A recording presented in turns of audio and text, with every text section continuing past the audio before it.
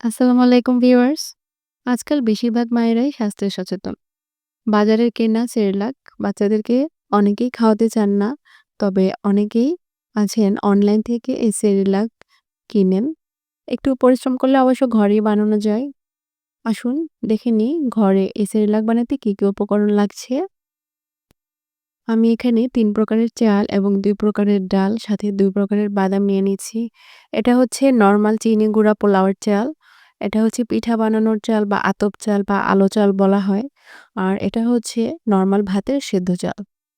নিয়ে নেব খোসা ছাড়া বুটের ডাল এবং খোসা ছাড়া মসুর ডাল এবং ২ প্রকারের বাদাম, কাঠবাদাম এবং চীনা বাদাম। এখন আমি সবকিছু একবারে মিশিয়ে খুব ভালো করে ধুয়ে নেব।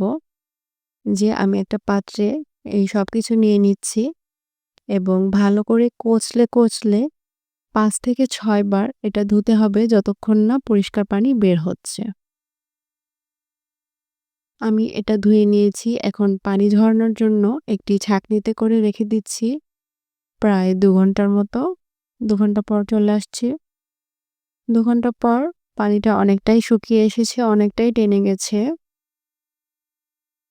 এই যে দেখিয়ে দিচ্ছি আপনাদেরকে। এখন আমি এটা চুলায় জাস্ট আরেকটু শুকাবো। এখন এটা যদি কড়া রোদে পুরো ১ দিন রাখা যায় তাহলে আরো ভালো। তবে আমার হাতে সময় নেই তাই আমি এটা চুলায় এই ২-৩ মিনিটের মতো একটু টেলে নেব তাহলে পানিটা শুকিয়ে যাবে। এটা আমরা রোস্ট করছি না। জাস্ট আমরা একটু পানিটা শুকাচ্ছি। হয়ে গিয়েছে। এই যে দেখুন কিরকম হয়েছে।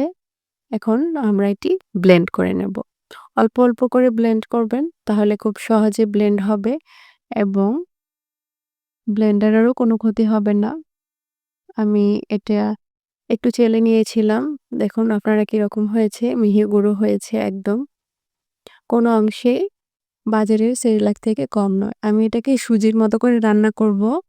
দেখিয়ে দিচ্ছি। আমি ১ বাটি সেরেলাক নিয়ে নিলাম আর অল্প করে পানি মিশিয়ে নেব।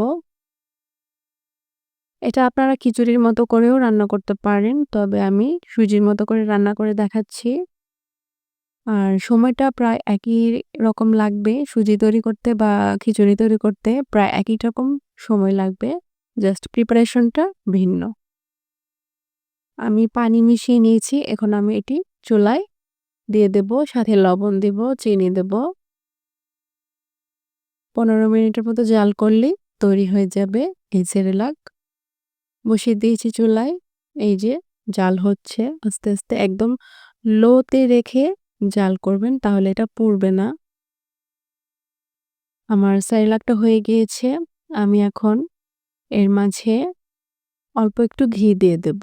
ঘি আপনারা ততটুকুই দেবেন যতটুকু আপনার বাচ্চা খেতে পারে। হয়ে গিয়েছে আমার ঘরে তৈরি সেরেলাক। আমার ১৫ মাসের বাচ্চার জন্য এটা আমি তৈরি করেছি।